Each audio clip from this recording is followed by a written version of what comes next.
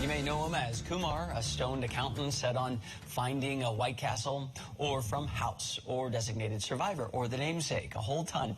Kal Penn also called President Obama boss at the White House as a staffer. And now, Penn sharing candid stories of his life and career in the brand new memoir, You Can't Be Serious. In a preview tonight, I sat down with him to ask about his long-kept secret just revealed. You met your soon-to-be husband, Josh, in a D.C. bar. I'm in Washington as well. You have this, nice low-key bar, low-key guy, Mississippi accent. You fall in love over beers and koozies. He brought one for you on date 2, which kind of sealed the deal. How does it feel to fling the door open after 11 years together and actually tell the world about it? Well, so it's the bar that you mentioned. I wish it was still there. It's called Townhouse Tavern between DuPont and Logan. It literally used to be this. It was a townhouse. The bottom 2 levels were a divey bar, and I think, if I remember correctly, in order to get to the apartments upstairs, you had to walk through the bar.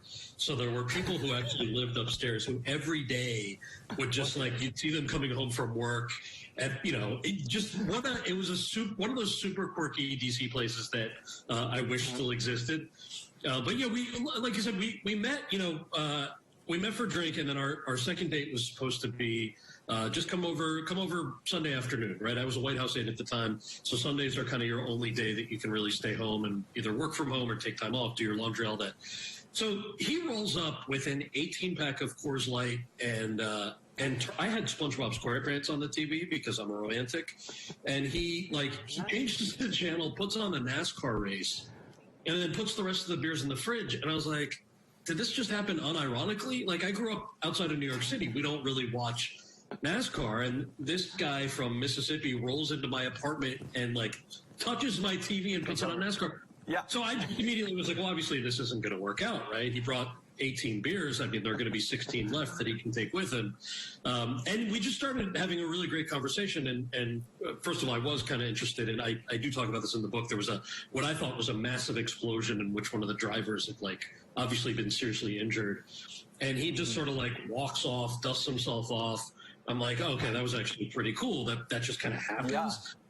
But the real reason that we bonded was over the idea that, my parents are immigrants. We didn't grow up with a lot of money. We grew up outside of New York City in a suburb. One of the family vacations we would do was camping, because camping is essentially free. We'd pack a tent, pack up the station wagon, and go all over the Northeast. And Josh kind of grew up in a similar sense. He grew up in rural Mississippi, but their camping trips would be to NASCAR races, where they would camp out, watch these cars go around a track.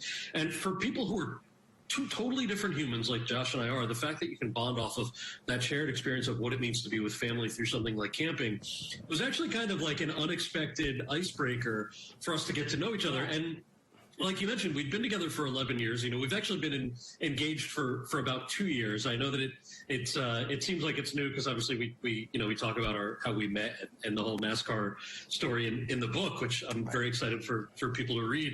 But he's a really quiet guy, similar to my parents, who I'm so thankful that they're supportive of my career. But whenever they, and Josh is in the same boat here, whenever they've come to my movie premieres or whenever we do anything work-related, they sort of we get out of the car and I've got to do all the press and talk to people about the movie. And they're like, we're going to grab popcorn, slip through the side and see you inside at the seats.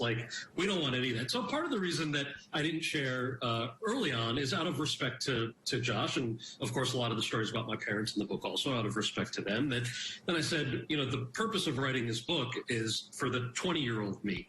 The kid who never really had a guidebook on how do you become an actor as a man of color. And then the crazy things that I think, whether you're 20 or not, that many of us feel, especially coming out of a pandemic. Am I satisfied with my job? What's the crazy thing that I want to do with my life that everyone's told me I shouldn't do? That if you look at the job market and all these articles like your guidance counselor. Yeah, or my guidance counselor, right? But so many people right now are saying, do I want to shake my job up? Do I want to do that thing I've always been passionate about? So this book is also for them, and I'm really excited that all of these stories are coming together in a way that it sounds like you enjoyed, which makes me happy.